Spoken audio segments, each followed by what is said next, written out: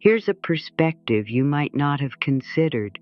The words you say to yourself in the moments between your thoughts, the ones you barely notice, are quietly reshaping the physics of your reality. I'm not talking about affirmations you repeat while staring at yourself in the mirror, desperately trying to believe them. I'm talking about something far more subtle and infinitely more powerful. The language that operates below your conscious radar. The syntax of your internal dialogue that's been running on autopilot since childhood, creating the exact circumstances you keep experiencing over and over again. I spent years thinking I was broken. Actually, that's not quite accurate. I didn't think I was broken. I knew it. The evidence was everywhere. Failed relationships that all ended with the same script, just different actors. Career opportunities that evaporated right when I got close. Money that flowed through my hands like water, no matter how hard I worked. And here's what nobody tells you about being stuck in that pattern. You start wearing it like an identity. You become the person things don't work out for. But then something happened that cracked my understanding wide open. I was sitting in a coffee shop eavesdropping on my own thoughts. You know that moment when you suddenly become aware of the constant commentary running in your head.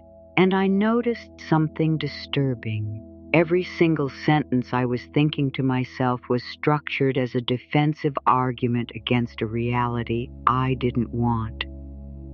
I can't afford that. People like me don't get chosen for opportunities like that. Of course this is happening again. It was like my brain had become a prosecutor, building a case against my own potential. And here's where it gets interesting. These weren't just pessimistic thoughts I could positive think my way out of. They were linguistic structures that had calcified into my perception of what's possible. The architecture of my language had become the architecture of my experience. Let me take you back to understand how we got here.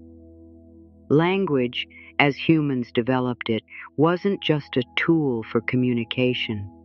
It was the first technology for manipulating reality itself. When our ancestors named things, they weren't just creating labels. They were collapsing infinite possibilities into specific, manageable forms. The word tree takes the overwhelming complexity of bark and leaves and seasons and ecosystems and condenses it into something your mind can hold and work with. But here's what anthropologists and cognitive scientists have discovered. The structure of your language literally determines what you can perceive. There are cultures with languages that don't have past and future tense. They experience time completely differently than English speakers. Some languages require you to specify the source of your knowledge every time you make a statement, whether you saw it directly, heard it from someone, or inferred it. Imagine how that changes the way you process reality when your very grammar forces you to question the foundation of every belief. This isn't poetry. This is neuroscience meeting linguistics. Your brain doesn't experience reality and then describe it with words. Your brain uses words to construct what you experience as reality. The language comes first. The experience follows. Let's dig deeper. When you say I am anxious, you're not describing a temporary state. You're declaring an identity. The verb to be is one of the most dangerous tools in the English language because it equals things out. It makes temporary conditions permanent. I am anxious is fundamentally different from I'm experiencing anxiety right now. One is a state of being. The other is a weather pattern passing through. I learned this the hard way. For years, I introduced myself to the universe with phrases like, I'm not good with money, or I'm awkward in social situations, or I'm just not a morning person. Innocent enough, right?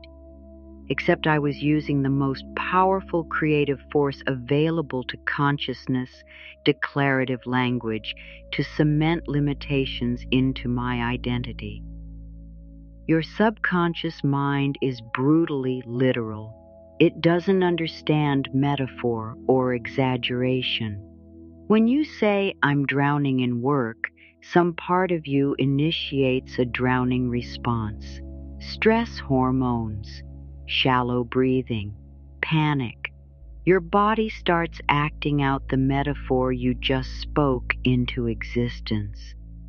And because your subconscious is also the operating system running about 95% of your behavior, it takes your declarations as instructions. I never have enough time. Instruction received. Your subconscious will now orient all your perceptions and decisions to confirm that truth.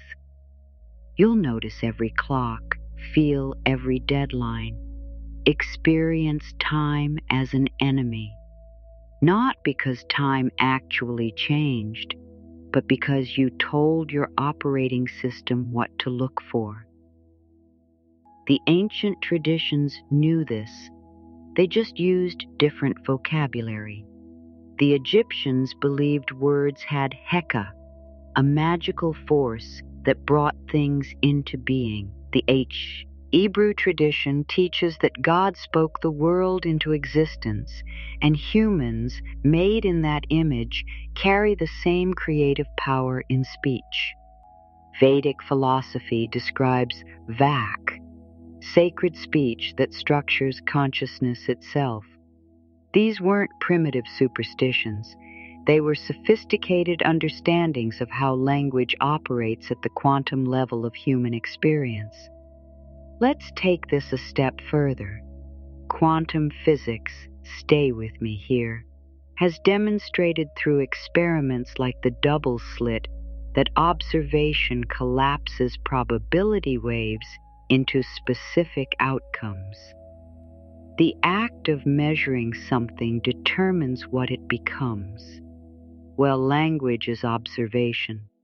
When you name something, you're measuring it. You're collapsing the infinite possibilities of any given moment into one specific story. Think about your last conflict with someone. The moment you labeled it a fight or a betrayal or typical behavior from them, you collapsed all the complexity of that interaction into one narrative. And that narrative then determined every action you took next. A different word, a miscommunication, or a moment of stress, or an opportunity to understand something would have created a completely different sequence of events. This is where most manifestation teaching gets it backwards. People are told to affirm what they want. I am wealthy. I am loved. I am successful. But if those statements contradict the deeper linguistic structures running your subconscious, you're just creating internal conflict. Your surface mind says, I am wealthy, while your deep patterns run scripts like, who do you think you are? Or money corrupts people. Or you've never been good with finances. The deep patterns win every time. What makes this significant is you don't change your reality by arguing with it. You change it by changing the linguistic operating system running beneath your awareness. I'll give you a concrete example. I used to constantly use the phrase, "I have to," about everything. I have to go to work. I have to work out. I have to call my mother. Seems harmless. But have to is the language of victimhood. It positions you as someone being acted upon by external forces. No agency, no choice, just obligation and burden. When I started catching myself and consciously switching to "I'm choosing to," or "I want to," or even "I'm not going to," something shifted. Not in my circumstances at first, in my energy. I'm choosing to go to work because I value the projects I'm contributing to feels completely different than "I have to go to work." Same action, different universe. Mark my words on this. The universe doesn't respond to what you want. It responds to the energetic signature of the language you're broadcasting. And that signature is encoded in the tiny words you don't pay attention to, the transitions, the qualifiers, the subtle frames. "I'll try" is a linguistic escape hatch that pre-programs failure. "I can't afford that" is different from "I'm choosing to allocate my resources elsewhere." You make me angry. Hands your emotional state to someone else. "I'm feeling angry in response to this situation." Keeps your power intact. Here's what changed everything for me. I started treating every sentence I spoke or thought as a vote for the reality I wanted to inhabit. Not in some magical thinking way, but in a very practical sense. If I was going to say something out loud or in my head, I asked, is this language moving me toward expansion or contraction? Does this sentence open possibilities or close them? And I stopped using certain phrases entirely. "I'm terrible at," "I never," "I always," "people like me don't," "that's just how I am." These are all reality-fixing statements. They take the fluid, constantly evolving nature of human potential and freeze it into concrete. Don't miss this. Your brain is a prediction machine. It's constantly using past data to forecast the future so it can keep you safe and conserve energy. Every time you use language that references your past as evidence for your limitations, you're feeding that prediction machine the exact data it will use to create tomorrow. "I've never been good at public speaking" ensures your brain will make you not good at public speaking next time, because it's just confirming its prediction. But you can hack the prediction machine when you catch yourself about to say, "I've never been good at." You can switch to, "I'm developing my skill in," or "I'm in the early stages of learning." You're not lying. You're not doing toxic positivity. You're simply choosing language that codes for possibility instead of permanence. Let me tell you what happened when I really committed to this. I had been saying for years that I was not a creative person. I had evidence. I couldn't draw. I wasn't musical. I tried writing and it felt forced. My brain accepted this as identity-level truth, but when I examined the language, I realized I was using a permanent state, am not, to describe limited experiments with specific mediums. So I changed the script. I haven't found my creative medium yet, or I express creativity in ways I haven't validated as creative. And something bizarre happened. Within weeks, I noticed I was constantly solving problems in innovative ways at work. I was rearranging my living space with a sense of aesthetic play. I was having ideas for projects that excited me. The creativity had been there all along. My language had just made it invisible to me. The research backs this up.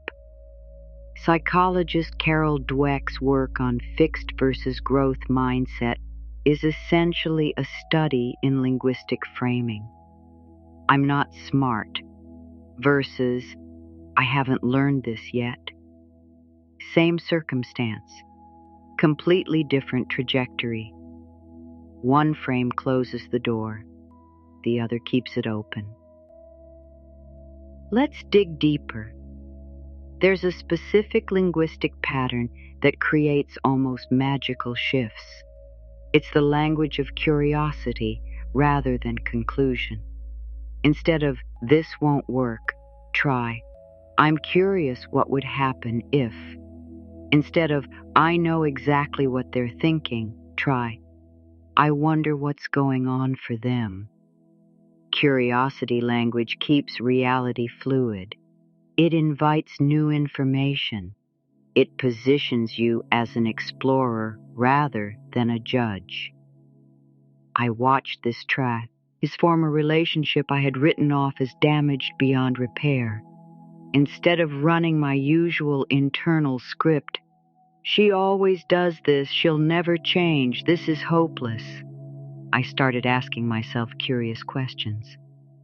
I wonder what need she's trying to meet with this behavior. What if there's context I'm missing? How might this look from her perspective?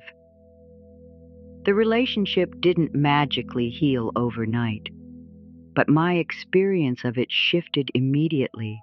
I had space to respond instead of react. And in that space, new possibilities emerged that my old linguistic framework had made impossible to see. Here's another pattern that rewires reality. Questions versus statements. Your subconscious mind can't resist a question. If I tell you, don't think about a purple elephant, what happens? Purple elephant. But if I ask you, what are 3 resources you have right now that could move you toward what you want? Your brain immediately starts searching for answers. Questions direct your attention. They program your perception. So instead of declaring, I don't have enough money, which orients your entire system toward lack, you ask, how could money flow to me in unexpected ways? Or, what would I need to believe to allow more abundance? These aren't rhetorical. Your subconscious will literally go hunting for answers if you pose genuine questions. What makes this significant is, you're not trying to convince yourself of something you don't believe. You're using the structure of language itself to redirect the searchlight of your attention. Where attention goes, energy flows. Where energy flows, reality reorganizes. Now there's a shadow side to this power that we need to address honestly. You can't just change your words and ignore your genuine feelings. That's bypassing. That's another form of self-betrayal. If you're in actual pain and you force yourself to use positive language, you're just creating a split between your authentic experience and your performed narrative. That split drains your power more than negative language ever could. The practice is more nuanced. It's about acknowledging what's true. I'm feeling scared right now. I'm experiencing disappointment. This situation is painful, while not cementing it into permanent identity or inevitable outcome. You can honor your present moment reality while using language that keeps the future open. I'm feeling scared right now, and I'm curious what resources I haven't noticed yet. Holds both truths, the pain and the possibility. That "and" is crucial. It's not "but" which erases the first part. It's "and" which includes everything and keeps you whole. Let's take this a step further. There are certain power words that act like master keys to your subconscious programming. Yet is one of them. I haven't figured this out yet implies it's coming. I don't see the path yet suggests there is one. That tiny word opens temporal space. It builds a bridge between now and future possibility. Choose is another one. Every time you can truthfully substitute choose for have to or should or need to, you reclaim agency. Agency is the antidote to victimhood. Victims are stuck. Choosers are free. Experiment is a word that removes the pressure of permanence. I'm experimenting with waking up earlier doesn't carry the heavy expectation of I'm becoming a morning person. Experiments can't fail. They just produce data. That frame takes the judgment out and makes change playful instead of painful.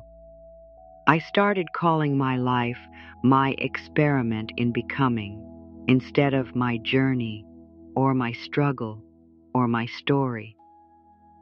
Experiment language made everything lighter, less precious, more possible. Here's something I discovered that the ancient mystery schools knew. There's a relationship between the precision of your language and the power of your creation. Vague language creates vague results. I want to be happy doesn't give your subconscious anything to work with. Happy how? What does happiness feel like in your body? What does a happy Tuesday morning look like specifically? But I want to feel easeful confidence in my body, engaging with work that stretches me in satisfying ways, surrounded by people who appreciate my weirdness. That paints a picture. Your brain can orient toward that.